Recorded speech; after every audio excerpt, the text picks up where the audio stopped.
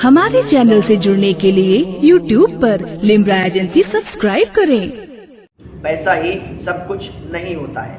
मैं आपको बता दूं, एक बहुत ज़्यादा मालदार शख्स था, लेकिन था क्या, उसके हाथों में दर्द होता था, उसके बाजुओं में यहाँ से यहाँ तक नीचे तक दर्द होता था। और उसके दर्द को ठीक करने के लिए अच्छे अच्छे डॉक्टर, अच्छे अच्छे हकीम अपने हुनर को आजमा चुके थे, अपना हुनर उसके हाथों पर दिखा चुके थे, लेकिन उसके हाथों के दर्द को ठीक नहीं कर पाया। अच्छा, एक उसके यहाँ पर एक हकीम आए जो कि अल्लाह वाले थे, नेक थे, अल्लाह के वली थे। उसके यहाँ आ गए, उन्होंने भी अपने हुनर को आजमाया, उन्होंने भी अपने इल्म के मुताबिक, अपनी मालूमात के मुताबिक उसका इलाज किया। 1 महीने का अरसा गुजर गया, लेकिन उसके हाथों का दर्द ठीक नहीं हुआ। अब वो सोचने लगे, क्या ऐसी वजह है जो इसके हाथों का दर्द ठीक नहीं हो रहा है। उसने उससे डरते डरते उससे मालदार शख्स से कहा कि आप अपने पिछले ज़माने में जाएं, अपने माजी में जाएं और देखें कि कोई आपने ऐसा गुनाह या कोई ऐसी बात तो नहीं की है जिसकी वजह से आपके हाथों का दर्द ठीक नहीं हो रहा है। इतना अभी उसने कह नहीं पाया था कि ये मालदार शख्स जो था उसके ऊपर चिल्लाने लगा, उसको डांट डपटने लगा कि आप इलाज करने आए हैं या हमें हमारा माजी दिखाने आए हैं, आप कैसी बात कर रहे हैं, ये जो है आपकी बात सही नहीं लगी मुझे। इतना कहने के बाद वो क्या है, वो जो मालदार शख्स था वो उठकर चला जाता है। अब ये जो बुजुर्ग थे, जो कि अल्लाह के वली थे, ये भी वहाँ से चले जाते हैं। अब इसका इलाज यहीं पर ख़त्म हो जाता है। मालदार जो शख्स था कुछ दिनों के बाद मार्केट में जा रहा था और उसने देखा कि वो अल्लाह के वली, वही बुजुर्ग जिन्होंने कहा था अपने माजी पर गौर करें कि आपने कोई ऐसा गुनाह या कोई ऐसी बात तो नहीं की है जिसकी वजह से आपके हाथों का दर्द ठीक नहीं हो रहा है। अब जो है मालदार शख्स ने उन अल्लाह वालों को देखा, उन अल्लाह वाले से जाकर उनके करीब सलाम किया और उनका हाल हकीकत पूछा। सिर्फ इतना ही पूछा और अर्ज किया, ऐ दरवेश, ऐ अल्लाह वाले, मुझसे पूछोगे नहीं कि मेरे हाथ ठीक कैसे हो गए? क्या मैं आपको बता दूं कि मेरे हाथ ठीक कैसे हुए? तो वो कहते हैं, जी बताइए, आपके हाथ कैसे ठीक हो गए? मैंने तो आपसे कहा था, लेकिन आप नाराज होकर चले गए थे, पर आपके हाथ कैसे ठीक हो गए? तो वो मालदार शख्स बोला, हुजूर, मैंने आपकी बात को बाद में आपकी बात पर गौर किया। पहले तो मैं जो है आपसे नाराज हो गया, लेकिन जब बाद में मैं ठंडे दिमाग से मैंने सोचा कि क्या मैंने ऐसा गुनाह किया, क्या मैंने ऐसी बात की जो मेरे माजी में हो गई।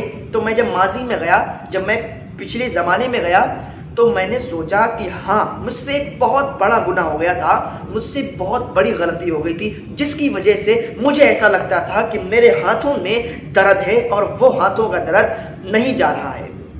इसीलिए बड़े बड़े डॉक्टर, बड़े बड़े हकीम फेल हो गए।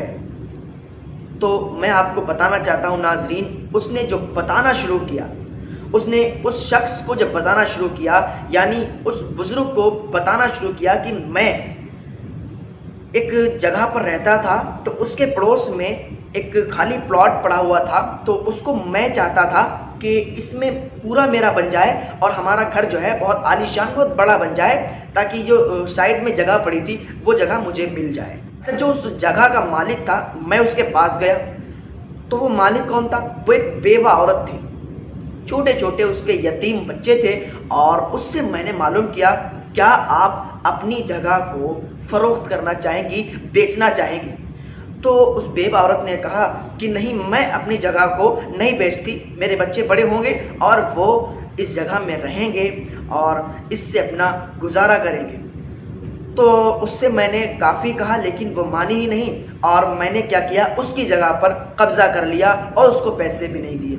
अब वो अपनी जगह पर आया करती थी तो मैं छुप जाया करता था, मैं उसके सामने नहीं आता था। लोगों से, मजदूरों से वो मेरे बारे में पूछती थी और मैं जो है छुपा हुआ करता था और मजदूरों से कह दिया करता था कि वो औरत आए तो उसको बताना मत कि मैं कहाँ हूँ।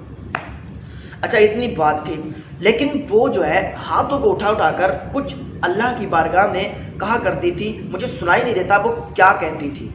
तो मैंने सोचा, हो सकता है उस औरत ने मेरे लिए बद्दुआ की हो, तो मैं उस औरत के पास जाऊं اور اس سے معافی طلب کروں اور اس کی جگہ اس کو دے دوں؟